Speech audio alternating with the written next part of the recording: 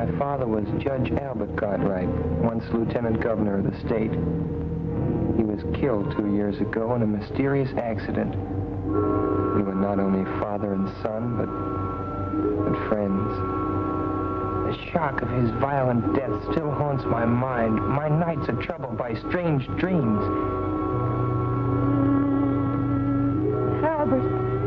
Albert, you've come back to me. I'm happy again. Mother, no. This man isn't father. I thought my happiness was gone forever, but you've come back to me. Mother, listen to me, Mother. Don't waste your breath, Paul. She can't hear you. I am your father now. You're not. You're not my father. Dorothy! Dorothy! What is it, Paul? Dorothy, speak to Mother. Tell her he isn't father. Tell her. Of course he is. Look at the lovely bracelet he gave me. Isn't it beautiful? It has a lion's head. Dear Father, thank you. Thank you so much. Train. Stop the train!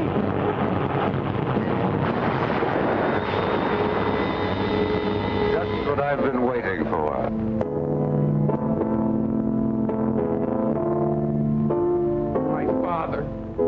Train! You! Mother! Mother! Mother! Paul. Paul, wake up. It's you, Doc. The way you were yelling, I thought a wildcat had broken in. What's the trouble? Nightmare? Yeah. What a nightmare. Well, you get up and dress. I'll go out and get breakfast started.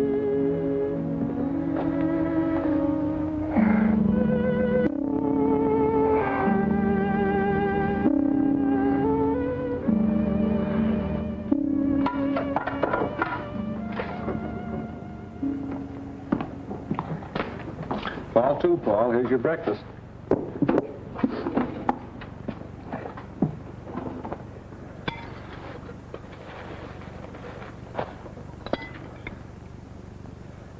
Doc, do you remember what you said once in psychology class?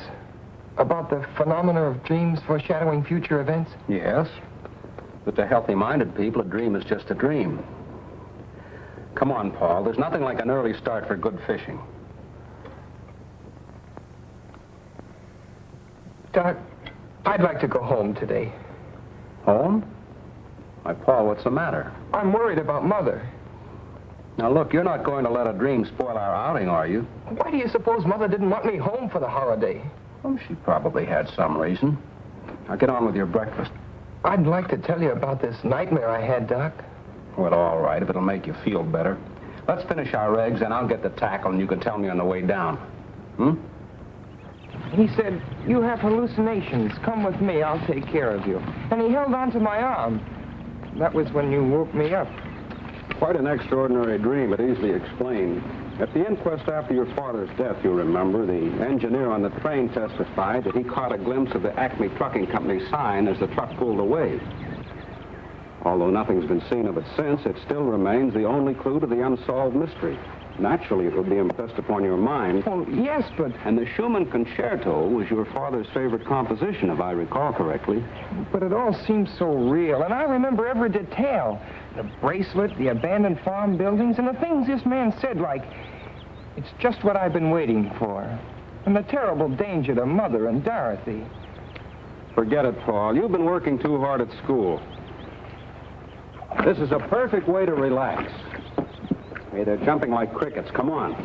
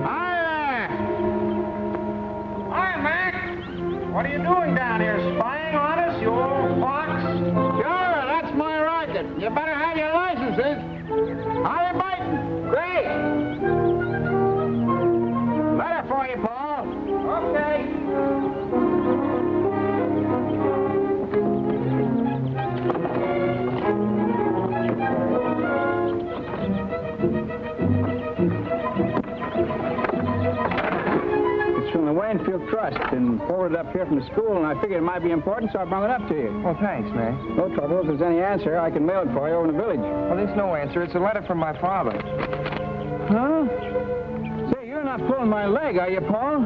Oh, no, Mac. Dad left a series of letters with the office of his estate. I get one every few months. Well, I'll be doggone. Leave it to the judge to think of something like that. Uncanny smart that man was. Well, you want to read that sort of private.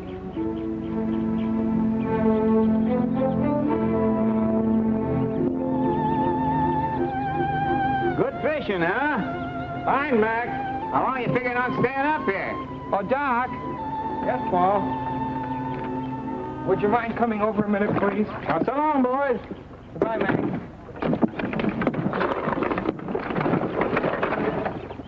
What is it, Paul? I received one of Dad's letters. I'd like to read part of it to you. Go ahead. It will be your responsibility as the man of the family to protect your mother and Dorothy by being constantly vigilant of their associates. I have always guarded your mother, who is so much younger than I. For in my experience, I've had ample opportunity to observe the cunning of unscrupulous impostors. Fits right in with your dream, doesn't it? A curious coincidence. Oh, I hate to ruin your trip, Doc, but I'd really like to go home. All right, Paul. It wouldn't do you any good anyhow with this worry on your mind, and if everything's all right, we can come back. Meantime, I can have a nice little visit with my sister. Let's get our stuff.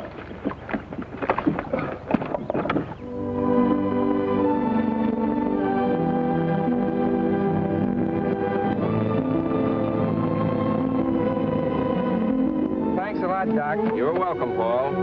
You can reach me at my sister's. Okay, so long, Doc. Hello, Ben. Mr. Paul, well, this is a surprise. Oh, I got kind of homesick. How's everything, Ben? Well, everything's about the same so far. Where's my mother? Mrs. Virginia, she went over to the club to have lunch with Mr. Curtis. Curtis? Well, who's he? Well, he's been coming around here every day for the past month. You mean he's been coming around to see Mother? He sure ain't been coming to see me, no, sir. What's he like, Ben?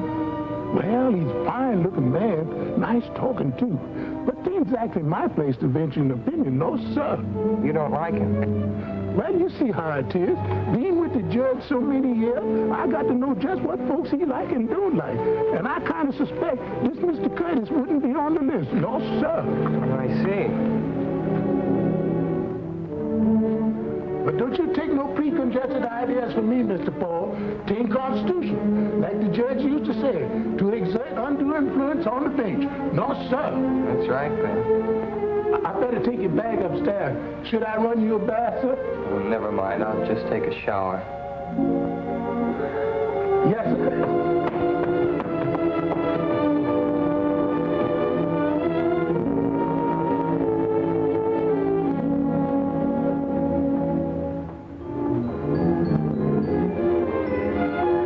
Thanks, Ben.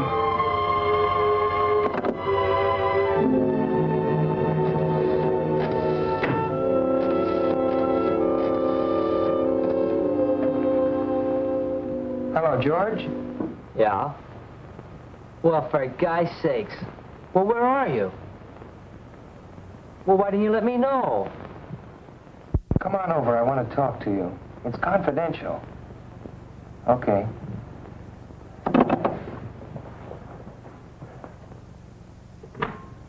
Mr. Paul's home. Paul? What brought him home? Well, he said he got homesick. He's up in his room.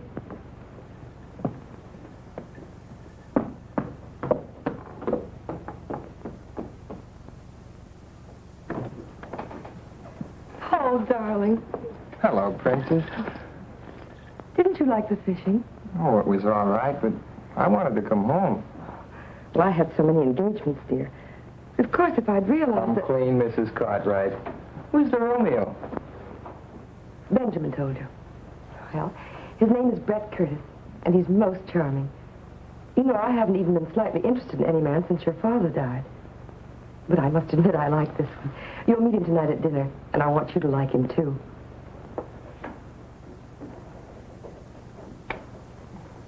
Are you sure he's all right? Of course he is.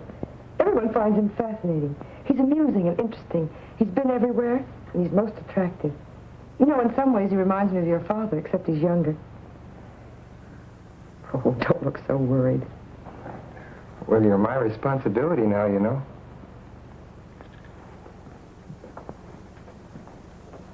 Paul, you know how lonely I've been. Yes, I understand that. Darling, I've got to change. I hope you have a decent suit to wear. I've been bragging about how handsome you are. I'll probably slide down the banister in my pajamas. If you dare. Oh, excuse me, Mrs. Cartwright. Hello, George. How's Lydia? Poorly, ma'am, poorly. But she'll be all right when she finds out Paul's home. Hiya, Paul. The old guy. Gosh, I'm glad to see you. What's all this confidential business? How about this guy my mother's got in tow? Oh, him. Well, what gives? Does he rate? By me, strictly poison. Dorothy and I are washed up on account of that guy. Oh, George, says she, you're so crude and callow. Why can't you be more like Brett, smooth and sophisticated? Women, they get on my nerves.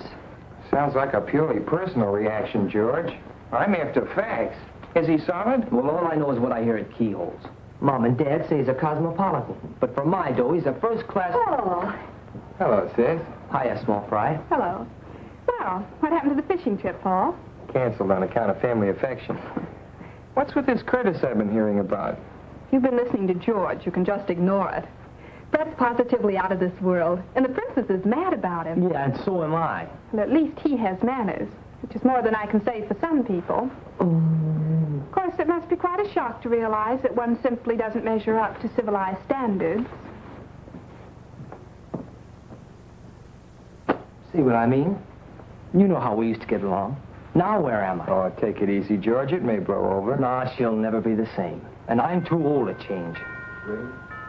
There he is now. Fred, how are you? For me?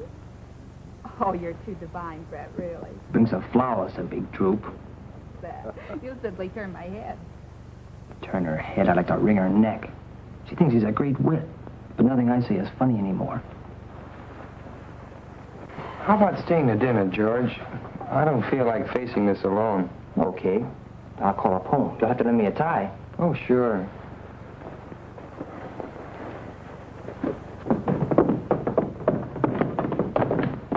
Gosh, do I look all right? Maybe I should have gone home and changed. You'll do. How nice you both look. Paul, this is Brett. How do you do? I'm glad to know you, Paul. Of course you know George Hanover. Hello, George. I've been hearing quite a lot about you. Well, Mother and Dorothy have been giving you quite a build-up, too. Well, I hope you won't hold it against me. I feel as if I'd met you somewhere before. That's because Brett looks like Father. Oh, I don't think so. Except maybe his nose a little. Thanks, Paul. I'd rather not look like anybody but myself. Paul was a great deal like his father. I understand you have his talent, too. Maybe. A speck of it. I've been reading one of his books on criminology.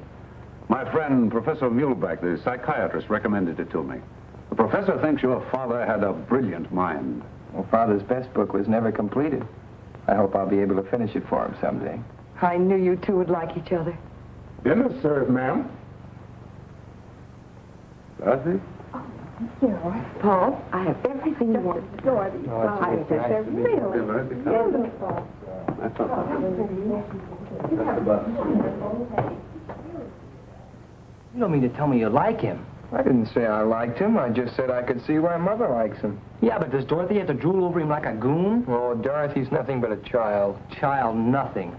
She's a first-class flirt. The way she hangs on that guy's words. Honest, Paul, it sickens me.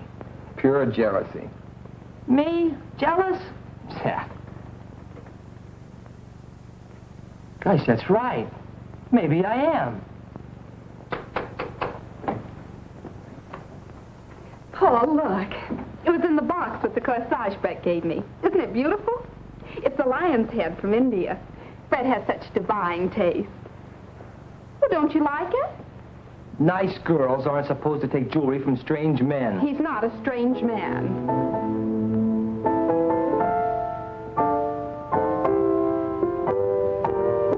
Paul, what's wrong? You're as white as a sheet. I feel kind of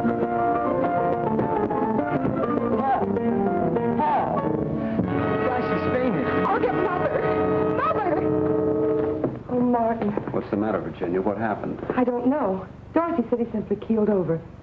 When he came to, he babbled something about a dream and wanting to see you. He seemed all right at dinner time. Let me see him.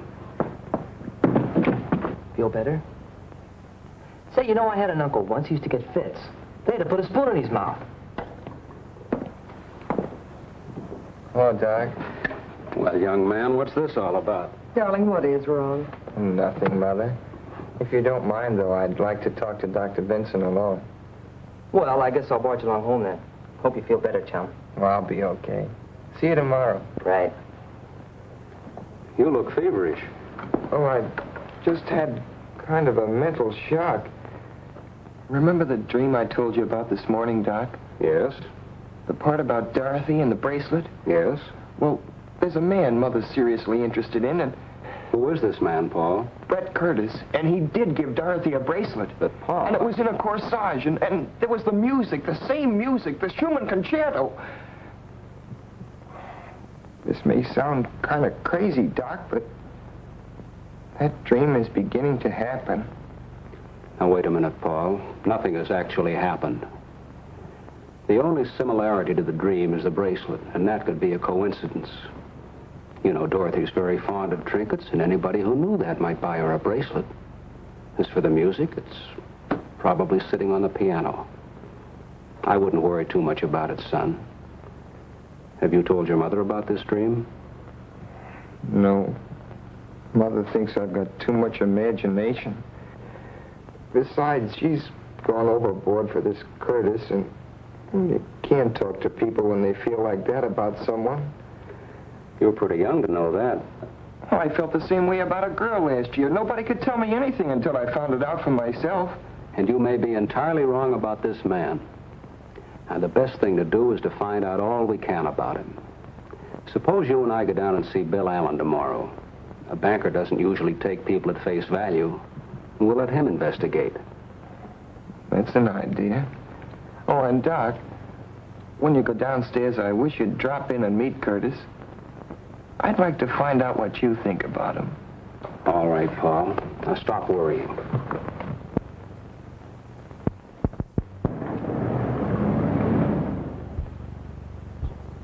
Come on, Paul. Mr. Allen's a busy man. Well, thank you, Mr. Allen. Goodbye, Paul. Goodbye, Bill. Doctor.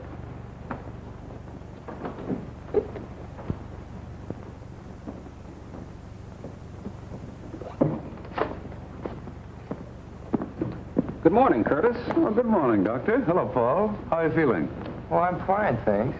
You certainly gave us a scare last evening. I hope you've laid down the lot with him, Doctor. What he needs is more fresh air and exercise. Well, you can't pass exams on fresh air. Not in my school. No, Paul takes his studies very seriously. Come along, Paul. Good morning, Curtis. Goodbye.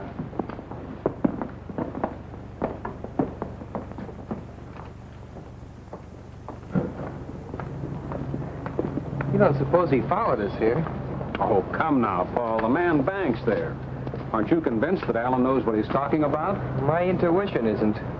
I take it easy on that intuition business, son. It can become an obsession, you know. Well, if you don't mind, Doc, I think I'll walk home. Well, that's a splendid idea. Do some deep breathing and try and rid your mind of Curtis.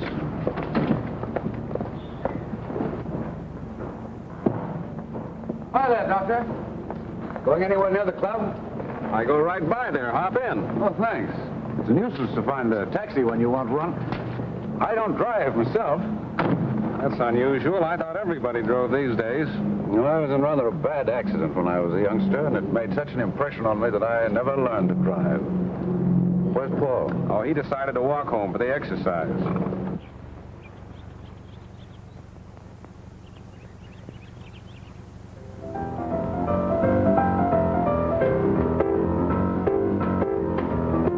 Hiya, Paul. You doing okay? Sure. What gives? Well, the gang's here, and we're going down to the river to watch a boat race. Kind of thought you'd like to come along. Hello, Lydia. Oh, Cartwright. Well, if you aren't the absolute limit, not letting me know a thing about coming home.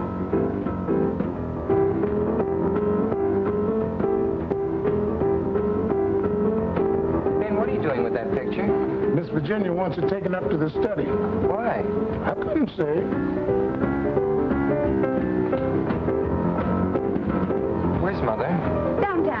She'll be back for lunch. Come on, let's go. We don't want to get down there after it's all over. Okay, come on. Come on, Lydia. Okay, gang, I guess we can all get in my car. We can all stay there. Yeah, that's all right. Come on, Paul. Yeah, I'll see you later. Paul, are you deliberately trying to avoid me? Because if you are, I'd just as soon you come right out and say so. No, I'm not, Lydia. I just don't feel like going, that's all.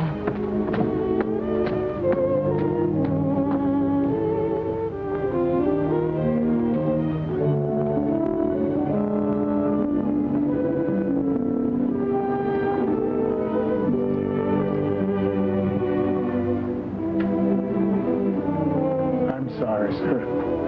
I sure did hate to move the judge out of his place. Well, maybe this is where he'd rather be, Ben.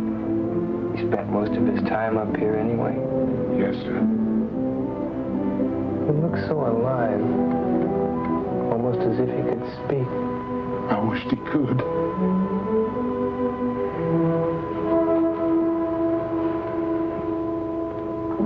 Ben, when is Curtis coming here again? He's coming to lunch. I want you to do something for me. Anything you say.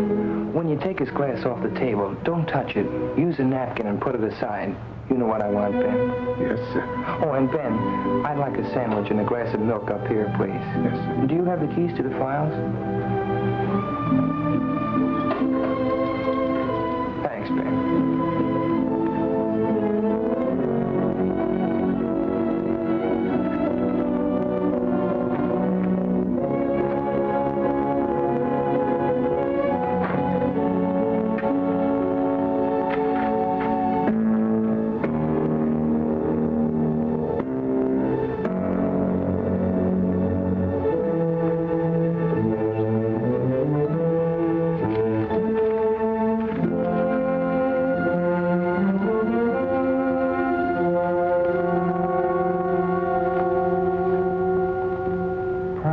Unsolved Crimes is the record of Claude Barrington, an amazingly clever and dangerous individual. He was suspected of innumerable crimes, including attacks on young girls, even murder. Yet the police have never been able to find sufficient evidence to warrant his arrest. His quick disappearances, the failure of witnesses to identify him, the lack of fingerprints or photographs, indicated a marked talent for crime. Suspicion first fell upon Barrington when in 1932 he married a wealthy young widow, Cecilia Gordon, who was drowned within 6 months of their marriage, leaving him a substantial legacy.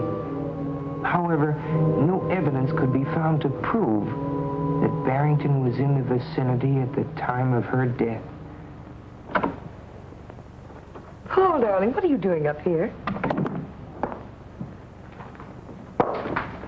Reading up on something in Dad's files. It's such a lovely day. You should be outdoors.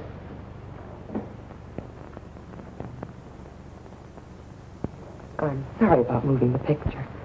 I wanted to change things in the living room. It's so old-fashioned. I wanted to brighten it up a bit. It's all right, Mother. Paul, are you going to make things difficult? I haven't said anything. And what you say, it's your attitude. Why don't you like Brett? I just don't want you to make a mistake, that's all.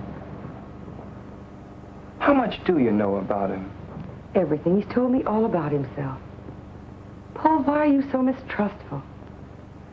I received one of Dad's letters yesterday. Maybe you'd better read it.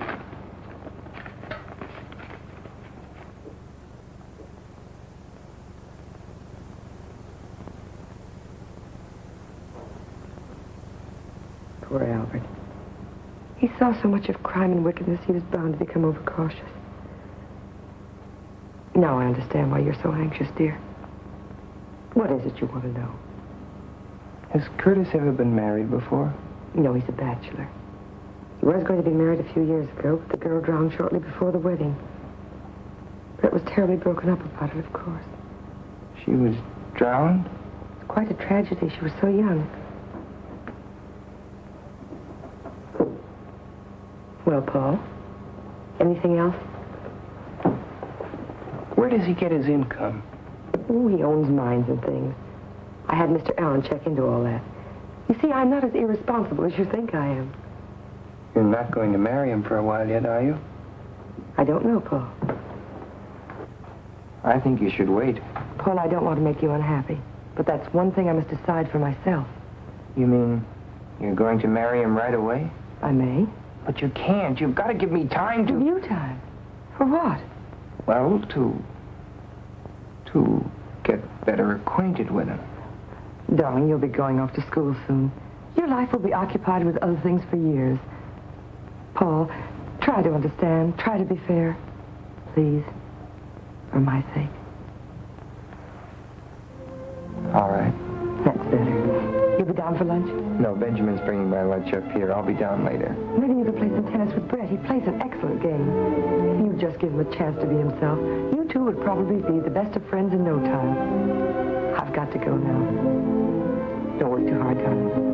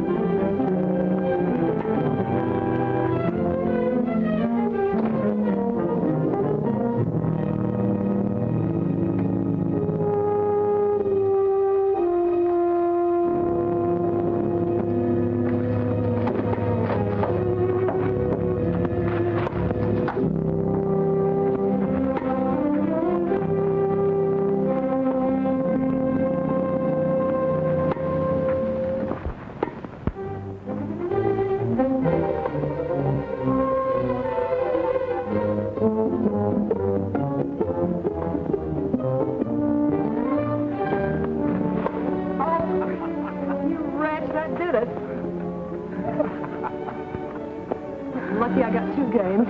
Pay up, lady.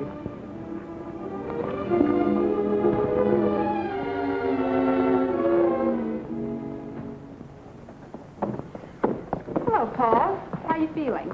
Okay, how was the boat race? Keen. The Blue Moon won. You should have come with us, Paul. Lydia's furious. Oh, she'll get over it. I've got too much on my mind.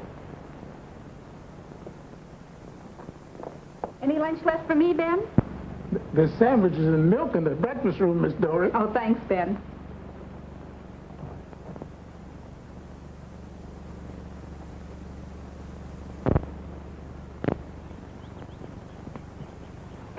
Hello, darling. Hello, Paul. Where have you been hiding? Well, I had some work to do. I hear you're taking law at college. Just the groundwork. My main interest is criminology. Mr. Curtis, do you believe there's such a thing as a perfect crime? It's possible. I've been reading about some perfect crimes in my father's files. He believed there were more undetected criminals at large than have ever been caught. Well, I shouldn't be surprised. The police have their limitations. What a morbid conversation. Brett, it's too bad you've changed. You could have played some more tennis with Paul. I wouldn't have time, darling. I promised to go up to Middleborough and look at some property for a friend of mine. Oh, Brett, why couldn't we drive you up? The ride would do Paul good. Oh, that's nice of you, Virginia, but it'll take hours to look at tracks, and I'll be talking business. I'll phone you when I get back. I'll walk down to the gate with you. Do, Paul. Goodbye, Brett. See you later, darling.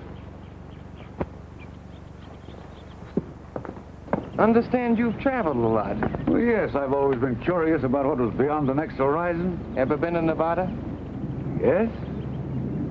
Magnificent country it is, too. Makes a man wish he could paint. You'd like it.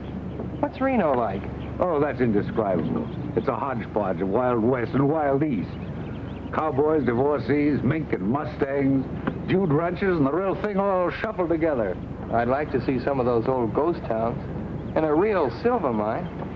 Well, I have an interest in several mines. Perhaps we'll take a trip someday. Do you know Colorado? Quite well. Waynfield must seem pretty tame after those places. I've seen pretty much everything worth seeing. I'll be glad to settle down right here. Well, Goodbye, Paul. See you tomorrow. I hope we're going to hit it off together. So long.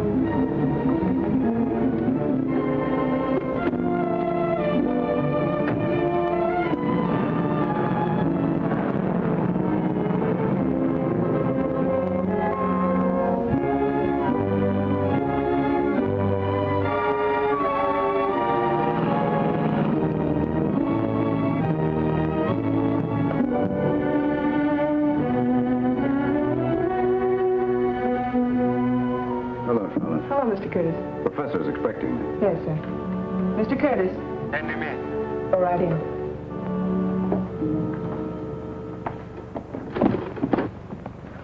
Good afternoon, Professor. Hello, Curtis.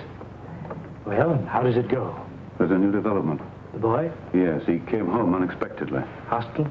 Definitely. A neurotic type. Interested in criminology. He asks a lot of questions. Remarkably intelligent for his age. I have the feeling he knows more than he should. Does his attitude affect her? It hasn't yet. But he's a persistent little devil. This morning he made inquiries about me at the bank. Nothing to worry about there. Everything is in order. This afternoon, he was looking through his father's files. When he came downstairs, he asked me if I believed there was such a thing as a perfect crime. You'll bear watching. Has she accepted you? She hasn't yet, but she will. What's the girl's attitude? Oh, Dorothy. A complete conquest. A little beauty, too. Be careful. I warned you before. That weakness of yours will ruin all our plans. Don't worry. Nothing will ruin our plans. I waited a long time to get back at Cartwright. I'll make them pay for his meddling interference if it's the last thing I do. You'll do as I tell you. Don't forget, I'm in this, too. Perhaps I made a mistake.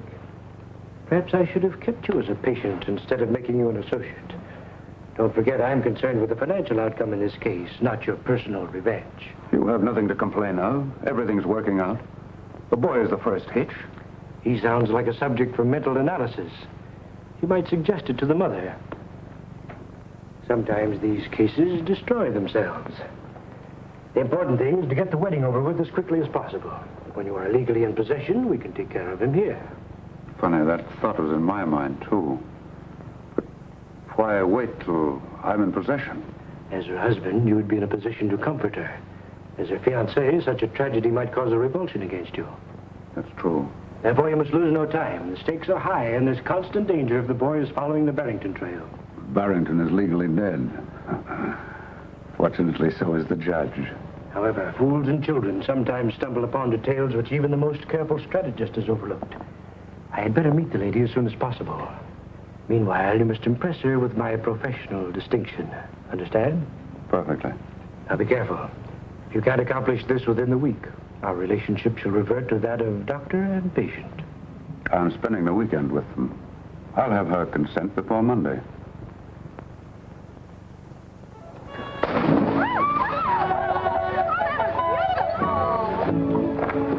I give up.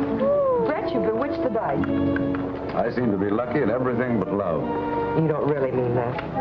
Virginia, why do you keep putting me off? You promised me you'd give me time to think it over. You know how much I care for you. We've both been lonely. Why should we put off the happiness of being together? Brett, the water's wonderful!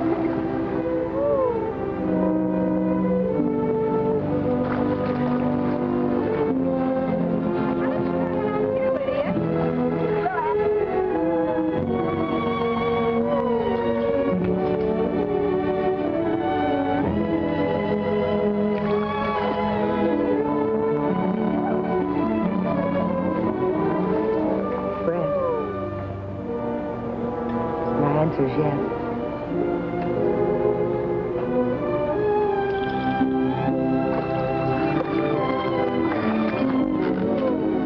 When, Virginia? I'll give a dinner party and announce it. You're not going to put me through a formal wedding, are you? No, just a dinner party. We'll slip away quietly and I'll send the announcements out later. Good. We'll elope. Elope? That sounds so young and reckless. Doesn't seem right with two grown children. Brett, you do like them, don't you? Like them? A handsome, full-grown family on a silver platter. And you? What more could a man ask? Darling, do you realize that you haven't kissed me since we've been engaged?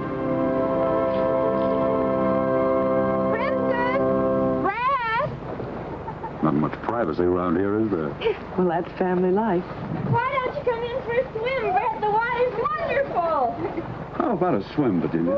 Oh, no, darling, you go. I want to write the dinner invitation. Is there anyone special you'd like to ask? Why, yes, my old friend, Professor Muehlbach, you know, the psychiatrist. You'll enjoy meeting him. Enjoy your swim, darling. I wasn't supposed to tell you this, but I think it's only fair you should know. Oh, I kind of suspected. I guess they didn't tell me because they know I don't approve. No. I don't either. What? I thought all you girls were goofy about him. Now, I was at first, but not anymore. Uh-huh. No, really, Paul, I mean it. Remember the other day by the pool here? Yeah? Well, Brett came for a swim. Once when I dived under, I don't know how to tell you this. I haven't told anyone. Well, what happened? Well, he swam underwater, got a stranglehold on me, and started kissing me. I know it doesn't sound like very much, but it was horrible. I can't describe it. I pulled away. He followed me and said he hadn't meant any harm and asked me if I'd just forget about it and be friends. I felt sort of queer about him ever since. You won't mention this to him, will you? No. And don't you say anything about it. What you've told me adds up with other things. What other things? Oh, I can't tell you now. The trouble is I may be wrong. I haven't any proof, just a hunch. Nobody wants to believe me. I believe you, Paul. Thanks, sugar. Well, there's Dr. Vincent. I've got to talk with him. You better run along, Lydia. Oh, but Paul, are you... Well, what I mean to say is, you still like me, don't you? Oh, sure. But everything's on ice for a while. No dates. Yes, all right. Only, don't forget. Okay, funny face.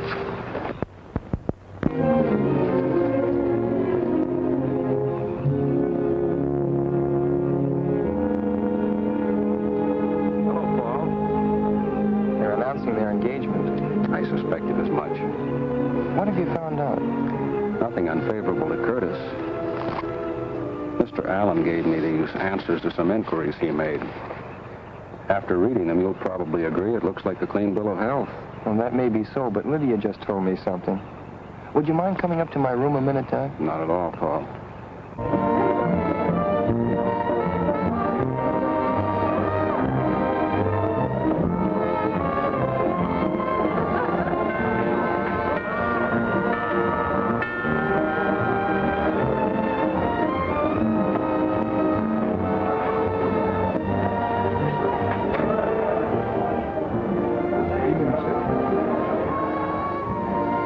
Good evening, Professor. I'm glad to see you. Good evening, Curtis. Well, I was afraid you wouldn't get here. You know how it is, always something at the last minute. Of course. Virginia, this is Professor Muehlbach. Mrs. Cartwright. How do you do, Professor Muehlbach? I'm honored, madame. It was most gracious of you to invite me. Brett told me so much about you, I was anxious to meet you. Thank you, madame. A happy occasion, this, eh? Curtis is a lucky fellow. Come in. Come in, Professor. Thank you. Now I'll show you something in the Barrington record that ties in with what Lydia told me. That's funny. This drawer was locked. It's been opened. Maybe you just thought you locked it. No, I'm sure I locked it yesterday. I haven't opened it since. Curtis was here, too. May I come in? Or is this a private huddle? Hello, Doctor. Hello, Dorothy. The princess wants you in the drawing room. There's a big psycho something or other that she wants you to meet. Friend of Brett's. You too, Paul. Oh, I don't want to go down. But, Paul, you must. You can't spoil Mother's party. That's right, Paul. Come along. We can talk later.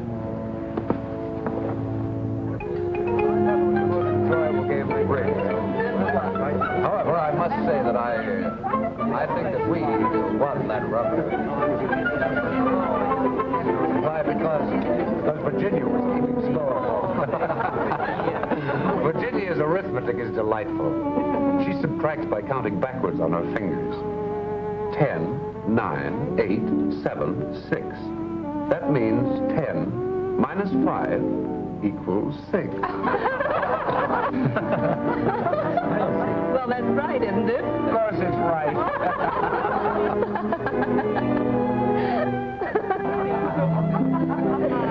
We had a perfect storm. Well, tell me about psychiatry, Professor. It must be very interesting. I'd love to be psychoanalyzed sometime. I'd be delighted to do it. Anytime you say. Now, look. I hope you behave so Miss Cartwright. Benjamin, Mr. Curtis will call. Well, my friend, here's a chance to display your domestic accomplishments. It's just what I've been waiting for.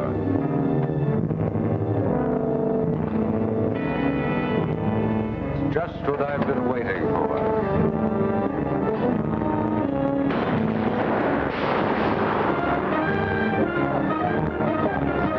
Sorry. I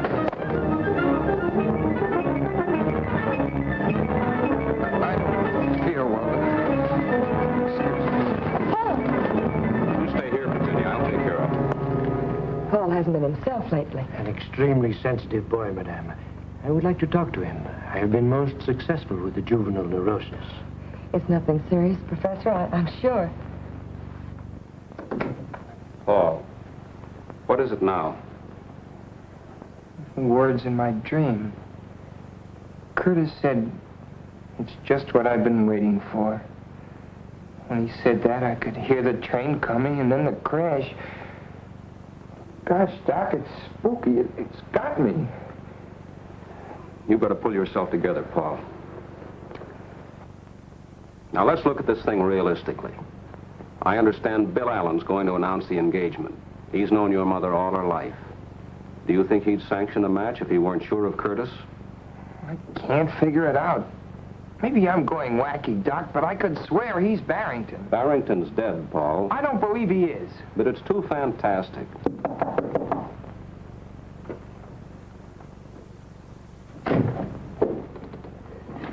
How is the young man feeling, Doctor? Oh, he's all right. He was just having a dizzy spell. Perhaps I can be of some assistance.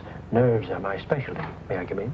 Well, it's just a reaction from overwork at school. Ah, yes. I was an intense student myself at his age. Do you mind if we have a little talk, young man?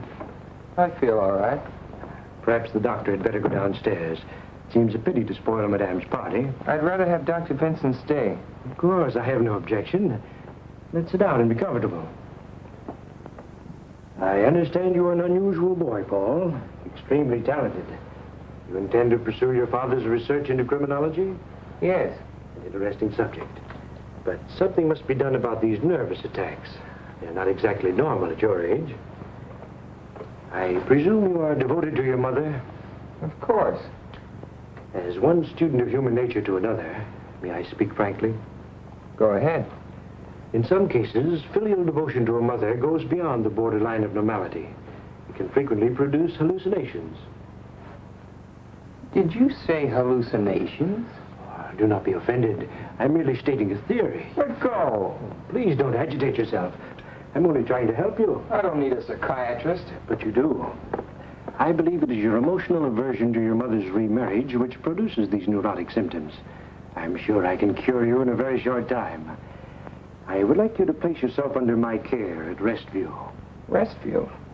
That's a sanitarium for mental cases. Yes, but I wouldn't consider you a patient, merely a guest. Guest? Well, that's right of you.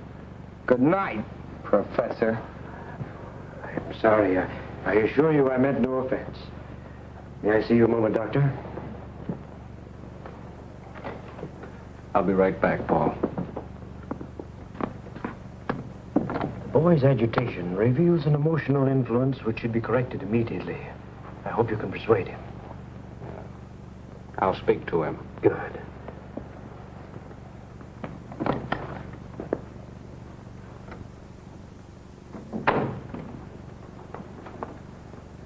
Well? The same words as your dream, weren't they? It's extraordinary.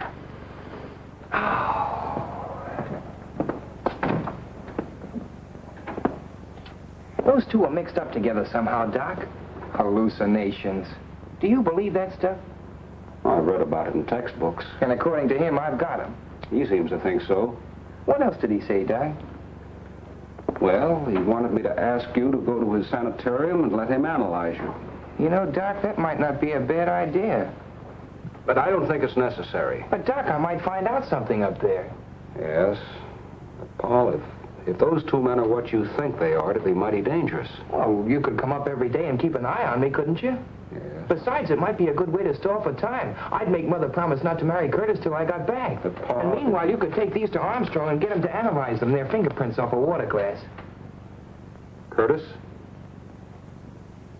I'll talk to Mulbach. Paul, you're a very clever boy. Thanks, Doc. I'd be in a tough spot without you. Maybe we're both crazy. Then again, maybe we're not.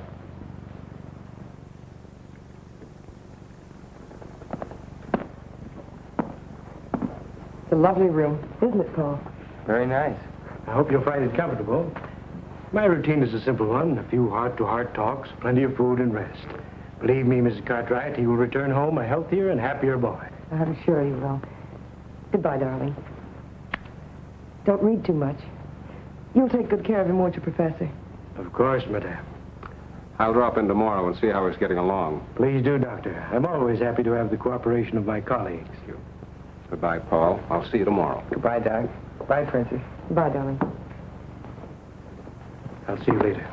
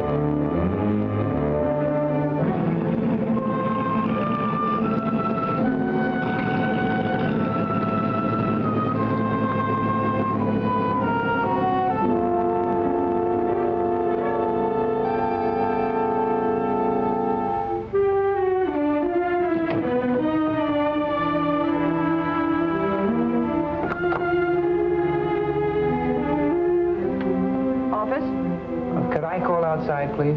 I'll get the number for you. Well, I forgot my tennis shoes. Do you happen to know where I could get a pair? I'm sure Professor Mulbach can lend you some. Thanks.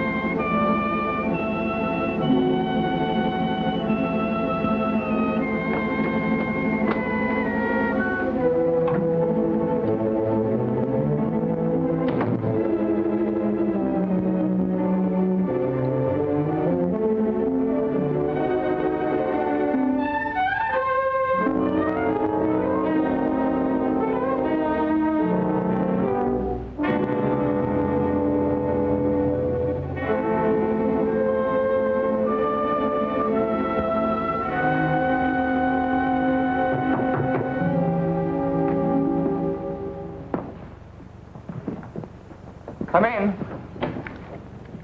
Well, Paul, can I help you get settled? Oh, no, thanks, Professor. There's not much to do. That's a funny place to hang your coat. Oh, I got tired of looking at myself. Same old face. Touch of inferiority, eh? We'll overcome that. I encourage tidiness as much as possible. Orderly room, orderly mind. I hope you have a good appetite for lunch. Pretty fair. Anything special you prefer? Well, I'm not fussy, Professor. That's a nice garden you have. Gardening is my hobby. I'm very proud of my flowers. How about the rest of the place? Do you have many patients? Quite a few, but don't let your mind dwell on that. We are facing in the direction of normality. I hope you will have complete confidence in me. I will ask you many personal questions. You must be truthful and accurate in your replies. That's important. Remember, we're friends. Just call the office if you want anything. Is it all right if I use the phone to call outside? Certainly. Feel free to call anyone you wish. Thank you. I'll see you at lunch.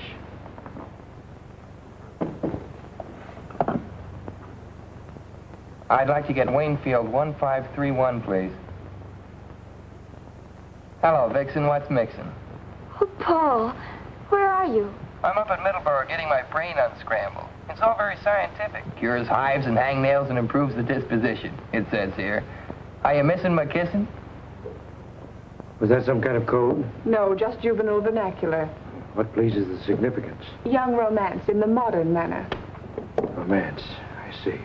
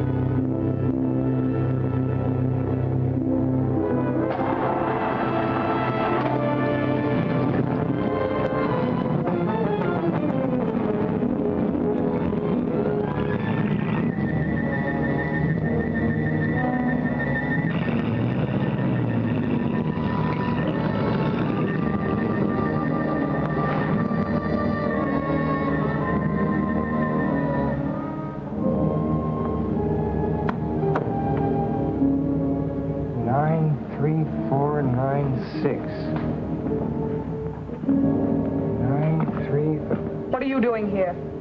Well, I can't sleep. Nightmares. I'll get you a sedative. Go to your room. We don't permit the patients to wander through the corridors at night. Well, I'm not a patient. I'm a guest. I must admit the boy puzzles me. I can learn nothing from him except that he suspects you. I'm sure he knows you're Barrington. How he arrived at that conjecture, I don't know. From his father's files, I found the Barrington folder in his desk. The boy's as persistent as his father was. I won't be in the clear until I get squared with the entire family. It'll be quite ironic, won't it? The elusive Barrington, married to the widow of the Honorable Judge Albert Cartwright. He won't be if Paul can help it. Right now, his main idea is to delay the marriage. He's managed that already. She promised him not to marry me until he returns. There must be some way to overcome that. Find some pretext to leave town, then persuade her to join you. You should have sufficient influence to overcome her promise to the boy. I will detain him here as long as possible. As soon as I have word from you that the ceremony has been performed, this troublesome opposition can be eliminated. How do you propose to do it? I will attend to it. Come in. Mr. Curtis, ma'am. Oh, Brett. I didn't expect you so early. I had to see you, dear. I have to go to Washington on business. Oh, darling, what a shame. I want you to come with me. We can stop off at Richmond and be married. I couldn't do that, Brett. I promised Paul. Are you going to let Paul spoil things between us, Virginia? Darling, don't even think such a thing. Then come with me. We'll turn the trip into a honeymoon. Couldn't we wait till Paul gets back? I'd feel so much better about it. Virginia, from the first moment we met, everything went perfectly between us. Then Paul came home, and you began to change. Nonsense. We announced our engagement. Everything will go as we planned. Let's go down and get the license and have it over with today. Right now. I couldn't. Very well, then. Just as you wish. I'll be leaving this afternoon. I'll be gone for several weeks. Brett, do you really have to go? Perhaps it'll be just as well if you have time to think this out alone. I want you to be sure of your feelings, Virginia. But I am sure. You know that. Then why not marry me and stop worrying about Paul? I can't help being concerned about him, Brett. He's my own boy. But he's getting the best of care. Muleback will have him well again in no time. Let's call him up and find out how he's getting along. Of course, he's doing splendidly, madame. You have no cause to worry. No need to delay your marriage. Allow me to offer my felicitations. Goodbye.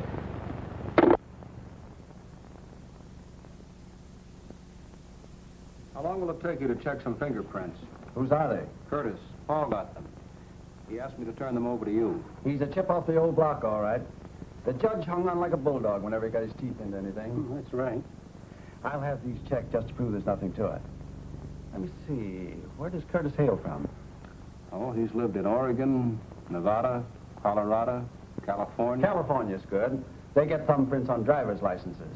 Curtis says he doesn't drive. Well, we won't take his word for that. Check those with Washington, Tom, and try the California License Bureau. Okay, Chief. So long, Doc. I'll let you know, Doctor, if anything develops. Goodbye, Mr. Armstrong. Thank you.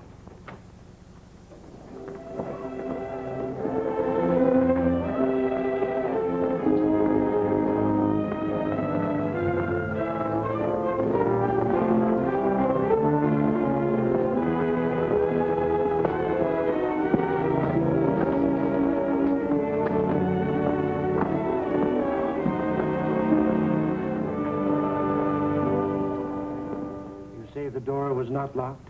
Why should it be? Sometimes we lock doors as a precaution against somnambulism.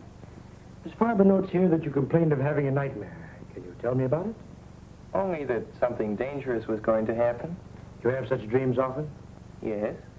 Can you remember anything definite about them? Train, my father's death. I dream of that often. I understand, of course. Shocking accident. It preys on your mind. It wasn't an accident, Professor. It was murder. That was never proven. You have some theories on the subject? Yes. Indeed. I should be interested in hearing them. Well, I'd rather not talk about them now, Professor. It gives me a headache. Very well, Paul. Now, what would you like to do by way of diversion? Oh, I see you have some binoculars. They must be good ones. They are excellent. Would you like to examine them? Could I? Of course. Go right ahead.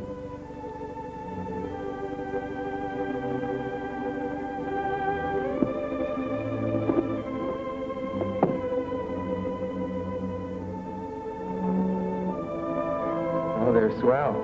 I'd like to take a good look. Come along. You can see Waynfield through them from the roof.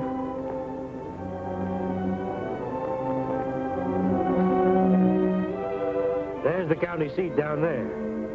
From here, you can see Waynfield.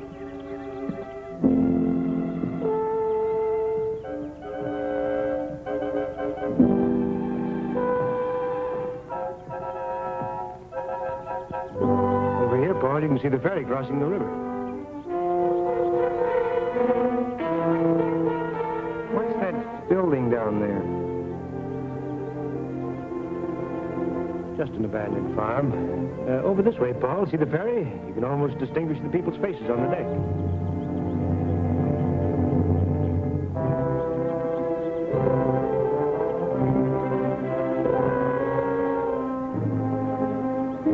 Nice binoculars.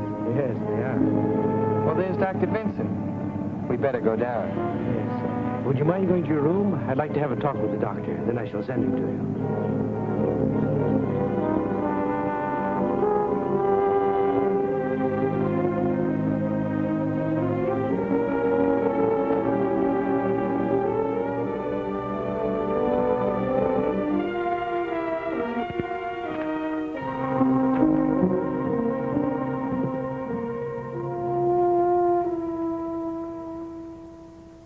I'm very glad you came, Doctor.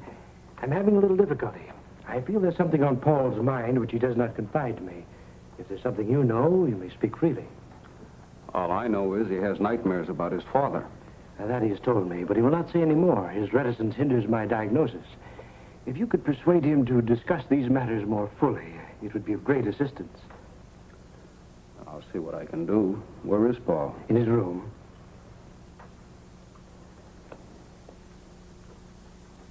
Show Dr. Vincent to Cartwright's room, please. Thank you.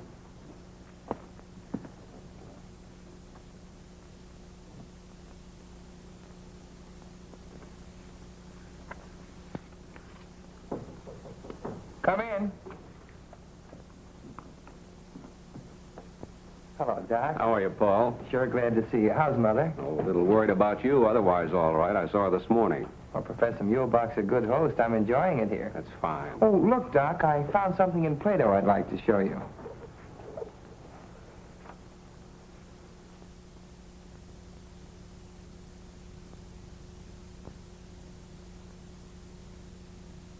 Oh, yes, yeah.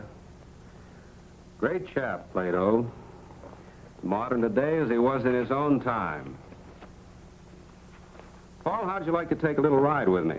Well, that depends on Professor Muehlbach. We'll have to ask him. Well, let's do that.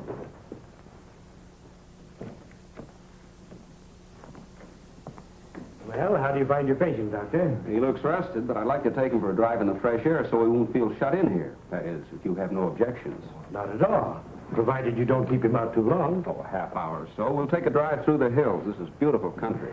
I trust you will urge Paul to relax and talk more freely. I'm very anxious for him to get straightened out so he can go back to school. If he falls any further behind, I'm afraid he'll overwork again. Of course. Well, come along, Paul. We won't be long.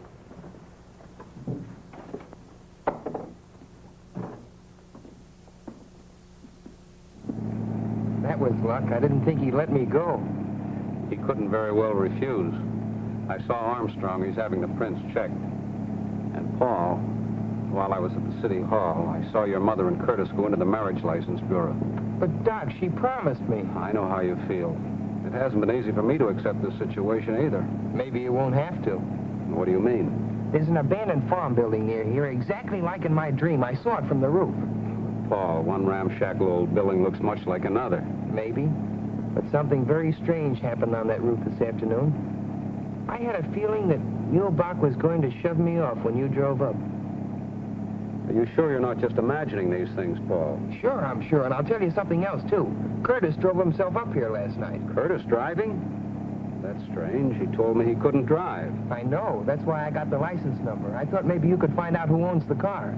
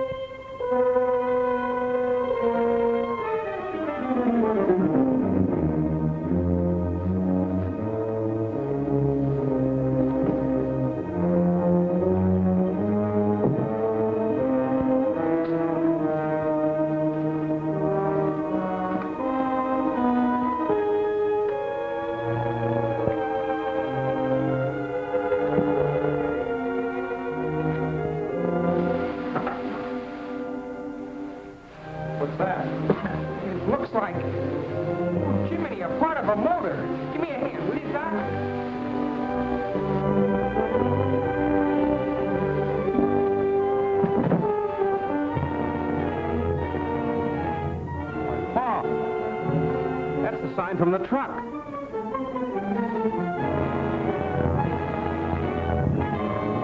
Son, you certainly called a turn on this one.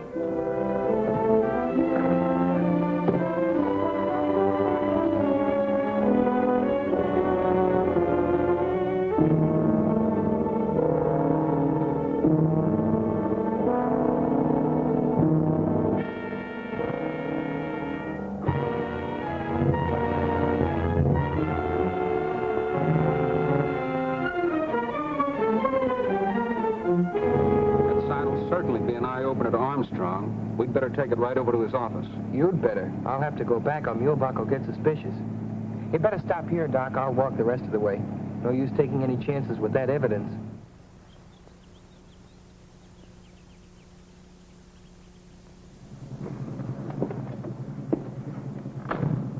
I don't like to see you go back in there feeling the way you do about that place. Oh, I'll be all right. I've got to go in and stall for time. If things get too hot, I'll phone Lydia and say I'm lonesome. That'll mean get here quick. All right, Paul, but take it easy.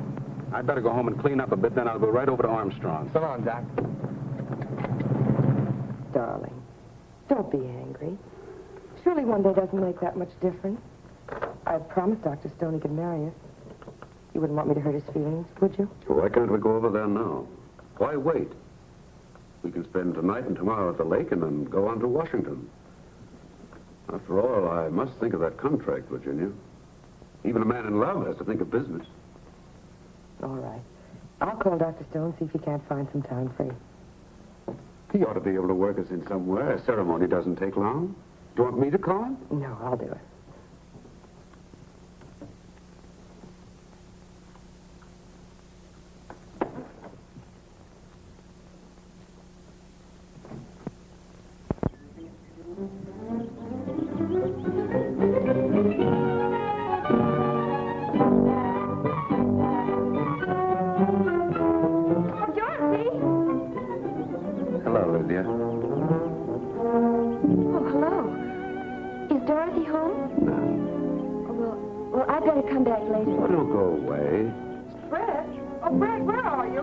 Out here. We have a visitor.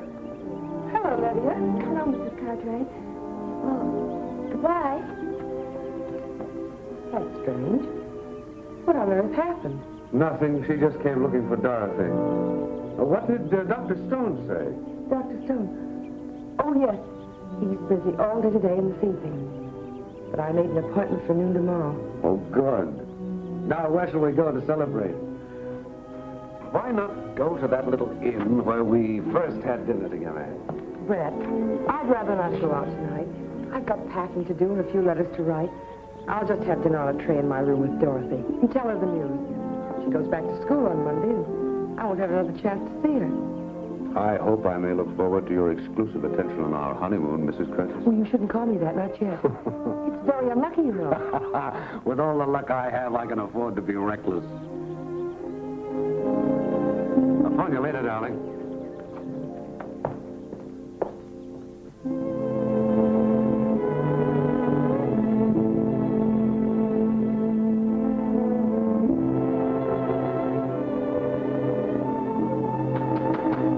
Come in. Hello, darling. Is anything wrong? No, dear. You've been crying. Just my nerves, that's all. Benjamin's going to bring supper up here. I thought it'd be nice and cozy, just the two of us. Come on, sit down, darling. Something is wrong. You're packing. Dorothy, Brett and I are going to be married tomorrow. Married tomorrow? Oh. For a minute, I thought you'd quarreled with him. Brett has to go to Washington on business. We decided to make it a honeymoon. He's breaking my word to Paul. That's what has me upset, I guess. I'm worried about him. Mother, don't be foolish. After all, it's your life. Paul won't mind as long as you're happy. Where's it going to be? What are you going to wear? I'm going to be there, of course. Of course you are, dear. You're going to be my bridesmaid. Oh, darling, that's marvelous. What'll I wear? Oh, just something simple. Your blue dress. We're going to be married at the minister's house, and then we'll leave you at the Allens. Brett and I'll go up to the cottage for a day or two before we go to Washington. What did he say? Did he kneel down? Of course not, silly. But he was very determined about not leaving me here. Oh, Brett is so masterful. You'll write to me, won't you? Of course. Every day. That's the story, Mr. Armstrong. And strange as it sounds, you must admit it's not just a figment of Paul's imagination. Well, I've run across some strange disclosures in my career, but the stream detection beats anything I've ever heard. Want me? Yes, take a look at that. Hey, where did this come from? Paul Cartwright dug it up on an abandoned farm at Middleborough, near the Mulebach place. Well, I'll be doggone. All we need now is the truck that goes with it. Better start a search up there. Send the car out. Any news on the fingerprints? No, not yet. Put in a call and speed it up. Miss Farber, didn't you get that number yet? It must answer. Lydia's waiting to hear from me. Hello? Hello?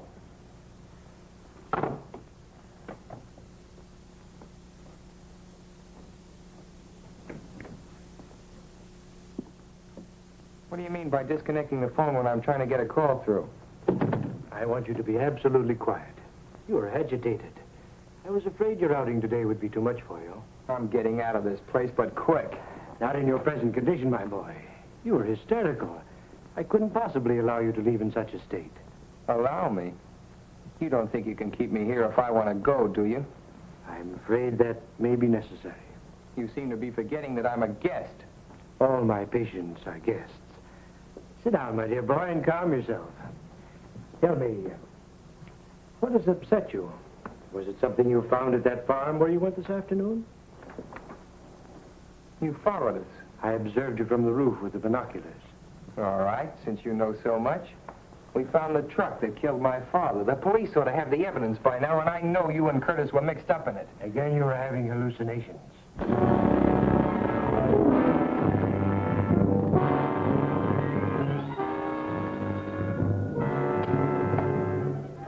Hello. Oh, hello, Professor. Where have you been? I've been trying to reach you for the past hour. I went to the station for tickets. We're being married tomorrow noon. That's impossible now. I'll explain when I see you. Meet me in half an hour at the east end of the golf course. I'll be there.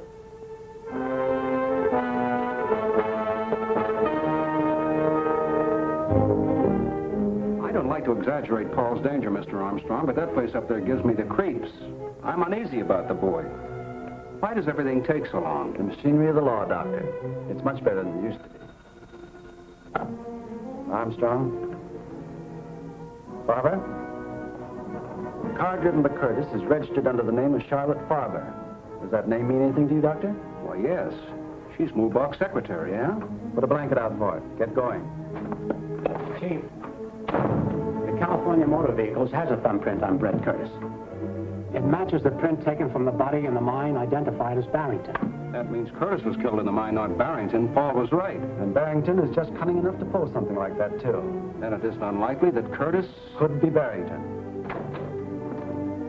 Well, Chief, we got what's left of the truck, buried under a ton of hay. Any fingerprints? Yep, in the tool compartment. Compare those.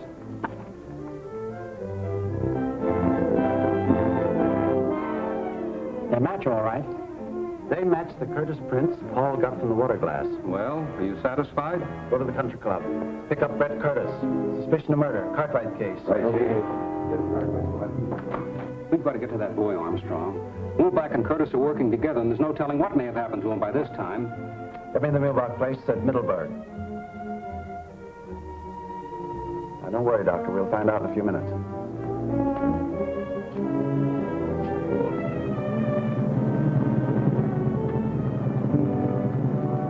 Brad, Hello, Dorothy. What are you doing here? Princess told me about tomorrow. Oh, Brad, I'm so thrilled.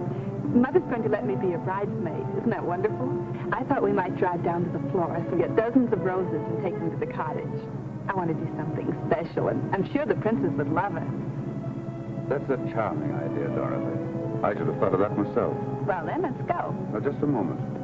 I was going to meet somebody here. But I'll leave a note for him. Don't be long. Sir, that's strange. Come on, Doctor. My car is downstairs.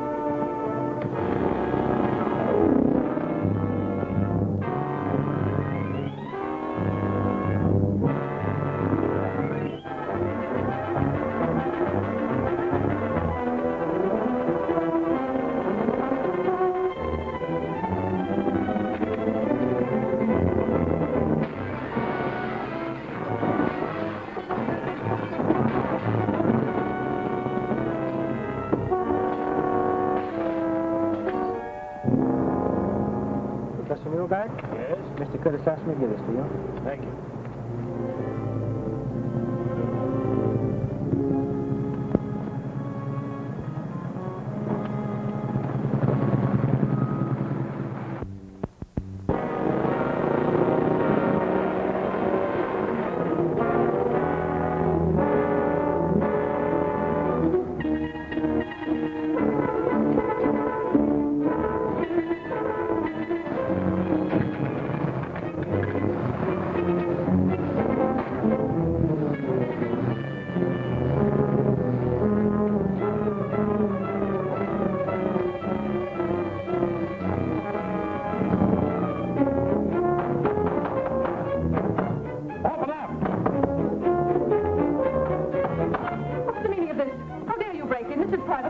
Sure, we know. We're just nuts looking for a padded cell. Where's the Cartwright boys? I know nothing. I'm just an employee here. Well, we'll just have to go around breaking down doors. You have no right to search this place. You have no warrant. The district attorney wants Paul Cartwright, and he wants him alive. Of course he's alive. He's in his room. Which room? The first one down the hall, but it's locked. Have you a key? No, Professor Muehlbach has the key. He's out for the evening. Slade, take this woman in custody. Hold her as a material witness. Come on, Langdon.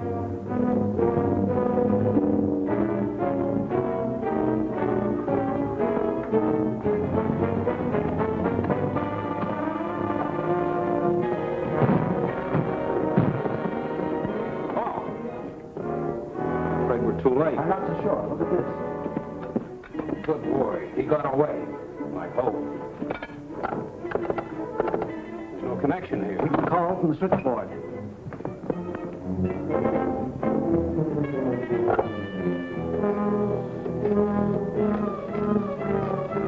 Calling his home? No, I'm calling Lydia. I don't want to alarm Virginia just yet. Curtis may be there. That's right. I'd better have the Cartwright house covered. Hello, Lydia. Yes, this is Dr. Benson. I'm up at Muehlbach's. We've been trying to get you in Mr. Armstrong's office. Paul's here. Hello, Doc. Oh, sure I got out. What? I knew it. Boy, this is really it. What is it? Hello, Lydia. Paul come home for the wedding? What do you mean wedding?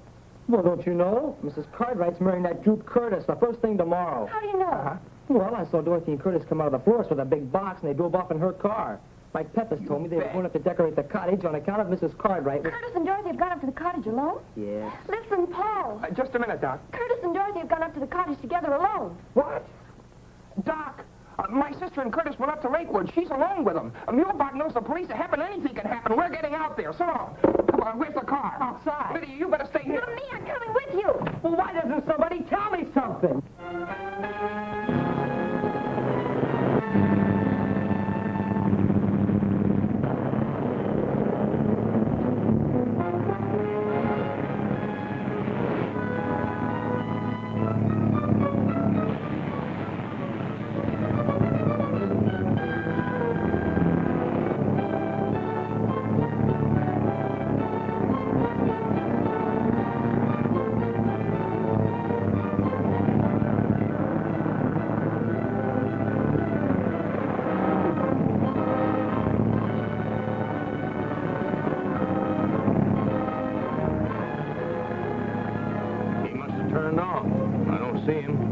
Better backtrack.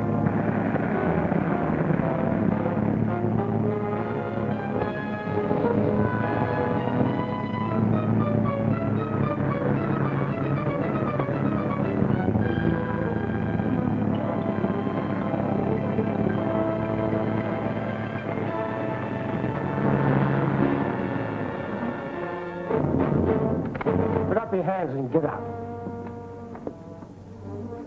What's the meaning of this? You're under arrest. This is an outrage. You must be mistaking me for someone else. Come along. Get it. Good, the princess will arrange them all over again. She can make flowers look as if they just grew out of a vase. Well, we better be starting back, Brett. What about a ride in the launch? It's perfect out on the lake. There are a million stars floating on the water, and the crescent moon looks like something out of Omar Khayyam. Brett, you are the most romantic person. Most men around here never even heard of Omar Khayyam. If they did, they think he's a Turkish wrestler or something. Mother's really lucky. I'm glad you think so. Why are you looking at me like that? course, you're very lovely in the moonlight. Oh, everybody is. But I adore compliments. The best I ever got from George was, oh, come on, you look all right. You know, Brett, I've grown out of that crowd. I don't know what I ever saw in them. I'm really quite poetic at heart. Only it's positively lethal to let anybody know about it in our crowd. They simply jeer.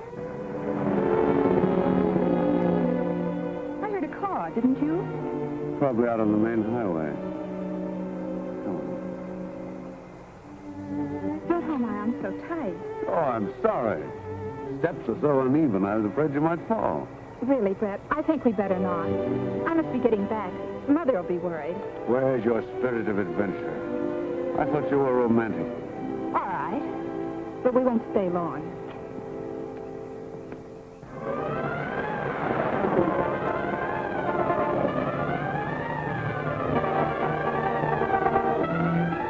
They're here, all right. There's no lights on in the house. There's a light in the boathouse.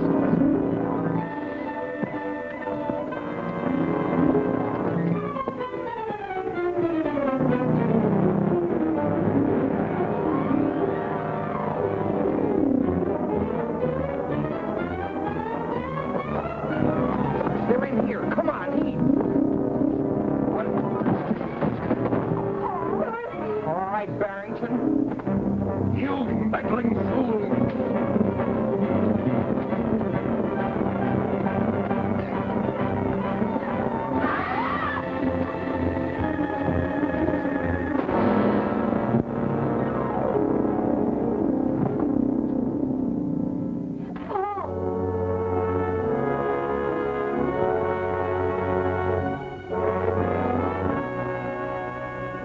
It's clearing now. Look, Mother, we can see ahead. No, Virginia. Don't look back. It's all over.